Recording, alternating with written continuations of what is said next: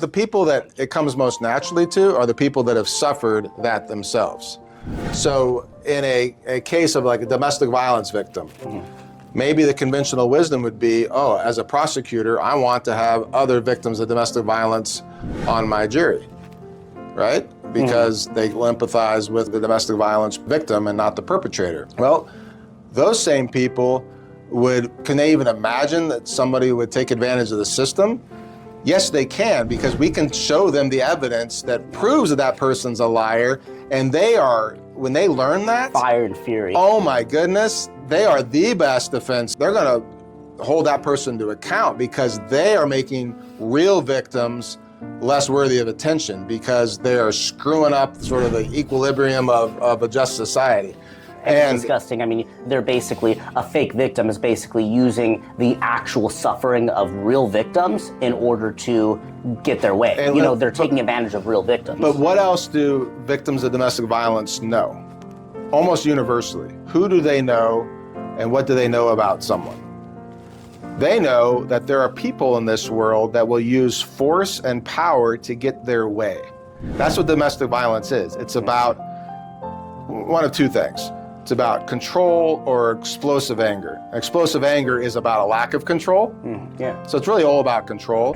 So if someone's got a real short temper and it's got somebody that if they were a man and saying that to you, you would knock the shit out of them, and they happen to be a small, petite woman and the person has no self-control, well, they get domestic violence situations for lack of impulse control.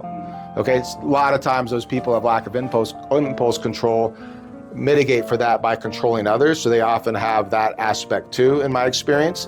But regardless, victims of bad people that have been taken advantage of understand that there are bad people that take advantage of people. Okay? All we have to do is convince them or weed out the ones that don't think this way, because there are victims, traumatized people that think all men are bad. Women never lie. Because I was doubted in my story, I'm not gonna, they project onto other people. And so it's also kind of a lack of imagination that you talk about, a lack of, understanding that just because somebody experienced something, that's not necessarily the way that it is universally. I think there's no point of imagining something that's not ever likely to happen. I don't fault these people, because if you think this is the way the world is, then why would you bother imagining something that you know is not true? It creates this loop. So the only way they learn about the other side is that they have a life experience with other people. So that's why in jury selection, has anybody ever been, your family been a victim of a false accusation?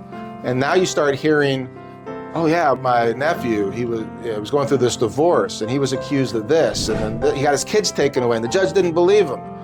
And then the next person tells a story. Now, what is that alienated, isolated victim of domestic violence who thinks that people never lie about these things? What have they just heard? For the first time in their lives, 5 first-hand accounts of people that have seen the other side of the coin. And so who's in the best position to influence them about the way the world works? Me? Hey, let me tell you, there's people out there that lie and take advantage of the system. Or the guy that I've been hanging out with in the jury room talking about family and weather and sport.